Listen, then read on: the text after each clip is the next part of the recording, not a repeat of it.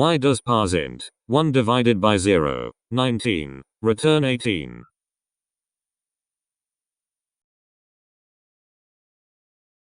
I have an annoying problem in JavaScript. Why does the parseInt function return 18?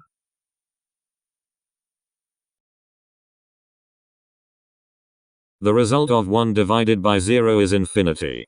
ParseInt treats its first argument as a string, which means first of all infinity to string is called producing the string infinity. So it works the same as if you asked it to convert infinity in base 19 to decimal. What happens next is that parseInt scans the input infinity to find which part of it can be parsed and stops after accepting the first I, because n is not a valid digit in base 19. Therefore it behaves as if you called parseInt I, 19, which converts to decimal 18.